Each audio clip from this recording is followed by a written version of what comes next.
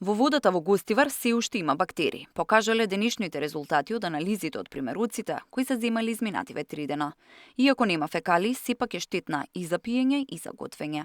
Викендов ќе се прават уште анализи, а со 3 последователни тестови кои ќе покажат отсуство на бактерии ќе се тргне забраната, но за некои резултати се чека и по 3 дена. Се уште имаме присуство на бактерии.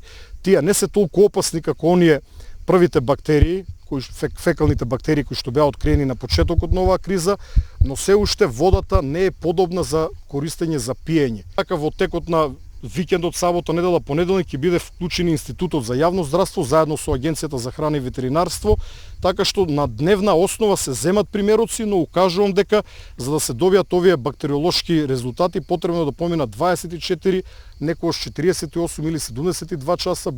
Дека епидемијата стивнува покажуваат и последните податоци од здравство, во кои вчера 36 пациенти побарале лекарска помош, за разлика од пикот кога имаше над 600.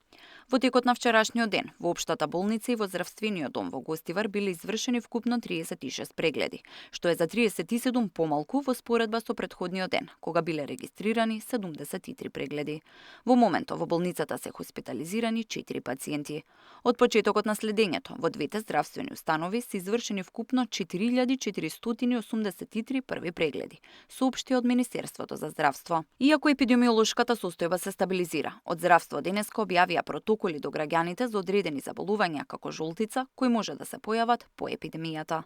Доколку се појават пожолтување на кожата или очите, темна урина, светла столица, гадење или повраќање, покачена телесна температура, изразен замор, болка по десниот ребрен лак, губење на апетит, да се јават кај матичниот лекар. Како препораки наведуваат одржување лична хигиена, редовно миење на рацете, темелно миење на овошје и зеленчук со чиста вода и следење на препораките од надлежните. Според лидерот на опозицијата, предупредувањата и мерките од институциите се задоцнети. Водата во Гостивар е показател дека сите реакции се задоцнети. Дури денеска Министерството за здравство носи некакви препораки за рано детектирање и откривање симптоми, детекција на пациенти кога веќе епидемијата има многу силен замав. Сега стигнуваат препораки од Комисијата за заразни болести, а пред 2 недели предупредив дека следно што може да се јави е хепатит, изјави Филипче на денешниот брифинг со новинарите. Водата во Гостивар смее да се користи само како техничка вода од понеделникот. Тамара Дичевска, Сител телевизија.